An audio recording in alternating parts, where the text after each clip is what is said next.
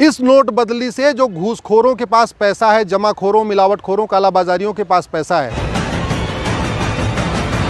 Note बदली के ऊपर आज कोर्ट में सुनवाई हुई।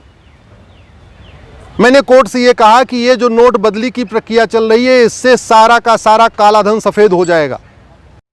इस नोट बदली से जो घूसखोरों के पास पैसा है, जमाखोरों, मिलावटखोरों, कालाबाजारियों के पास पैसा है, जो भूमाफियाओं के पास पैसा है, जो बड़े बड़े गैंगस्टर्स के पास पैसा पड़ा हुआ है, ये सारा का सारा वाइट हो जाएगा। जिस तरीके से आरबीआई ने डिसीजन लिया है कि आपको अपना कोई डॉक्यूमेंट नहीं दिखाना है, बैंक में कोई रजिस्टर नहीं मेंटेन होगा, कोई स्लिप नहीं भरी जाएगी, कोई आईडी प्रूफ नहीं होगा, कोई ऑडिट का सिस्टम नहीं होगा कि कौन आया, कि कहाँ आया, कितना पैसा एक्सचेंज हुआ। इसकी वजह से जो 3.25 लाख करोड़ रुपए इस समय डंप हो रखा है, जो आरबीआई ने अपने नोटिफिकेशन में खुद ही लिखा है कि 2018 में 6.25 लाख करोड़ रुपए की 2000 की नोट सर्कुलेशन में थी। 6.25 लाख करोड़ रुपए 2018 में सर्कुलेशन में थी 2000 की नोट। अब वो घट के 3.5 लाख करोड़ हो गई है। अब 3.5 लाख करोड़ हो गई, इसका मतलब 3.25 लाख करोड़ रुपए डंप हो चुका है। मैंने कोर्ट में ये कहा कि ये जो 3.25 लाख करोड़ डंप हुआ है, ये पूर्वोत्तर के अलगाववादियों के पास है, ये माओवादियों के पास है, नक्सलियों के पास है, जिहादियों के पास है। ये पैसा भूमाफियाओं के पास है। ये पैसा अतीक अहमद, मुख्तार अंसारी जैसे जो गैंगस्टर हैं उनके पास पड़ा हुआ है। ये पैसा सफ़ेद पोस्ट नेताओं के पास पड़ा हुआ है।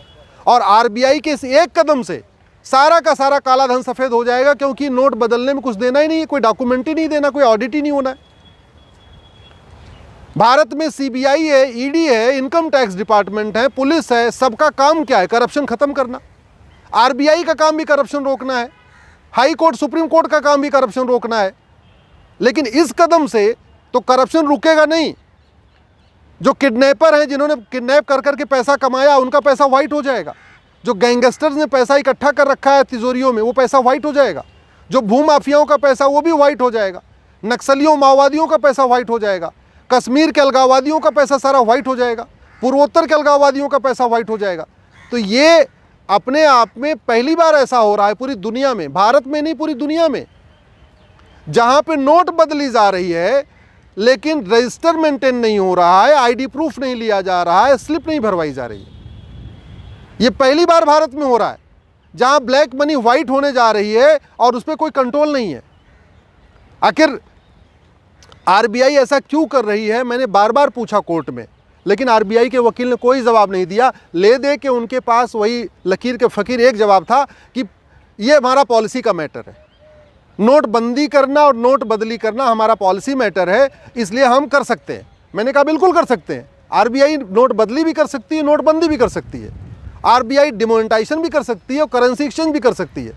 लेकिन जो तरीका है वो इलॉजिकल नहीं होना चाहिए, वो तरीका मनमाना नहीं होना चाहिए।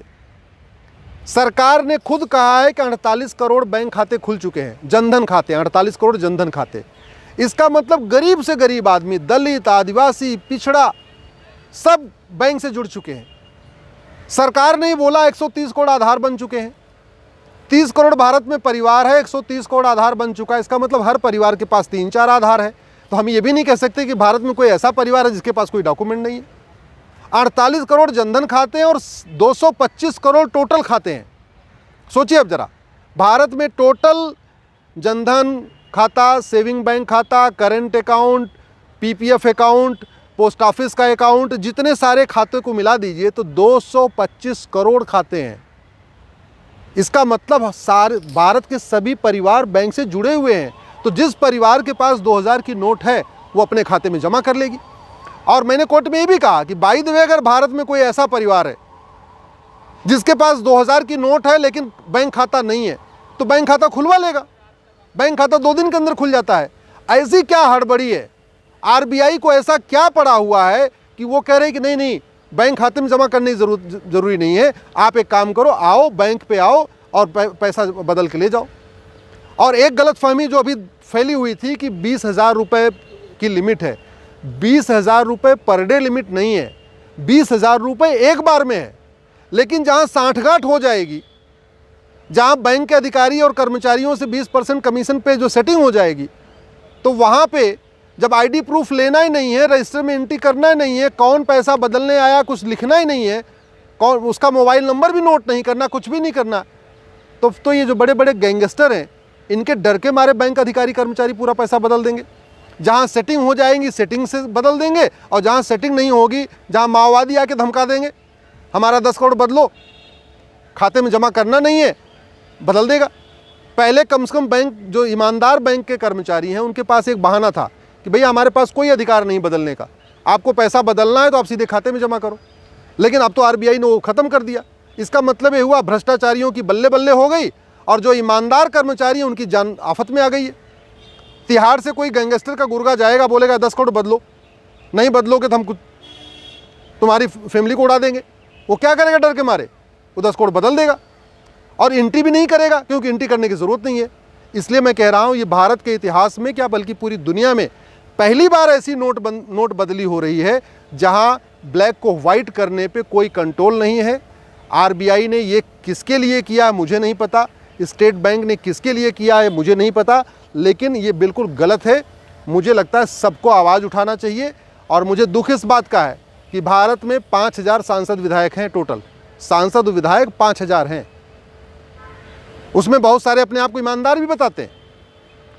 ना कोई ईमानदार नेता इस आरबीआई के डिसीजन के खिलाफ बोल रहा है, ना कोई अभिनेता बोल रहा है, ना कोई लेखक बुद्धिजीवी बोल रहा है, ना कोई पत्रकार कलमकार बोल रहा है। सब लोग इससे संतुष्ट हैं, जबकि ये पूरी तरीके से इल्लीगल मनी को, एक्सटॉर्शन वाली मनी को, अपहरणकर्ताओं के पास जो पैसा जमा हुआ है, मर्डरर के पास जो भाड़े पे हत्या करते हैं उनके पास जो पैसा जमा हुआ है, जो अवैध हथियारों का धंधा करते हैं उनके पास जो पैसा जमा हुआ है, जो नशे की तस्करी करके पूरे देश को बर्बाद कर रहे हैं उनका जो पैसा जमा हुआ है, जो धर्मांतरण कराने वाली मिशनरियों के पास पैसा पूरा डंप पड़ा हुआ है, जो जिहादियों के पास पूरा डंप पड़ा हुआ है, इस आरबीआई के डिसीजन से ये सारा का सारा काला धन सफ़ेद हो जाएगा।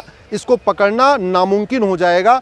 एक ही तरीका है कि अब इसको तत्काल आरबीआई अपना फैसला वापस ले। मैं सरकार से भी निवेदन करता हूं तत्काल इस पर डिसीजन ले।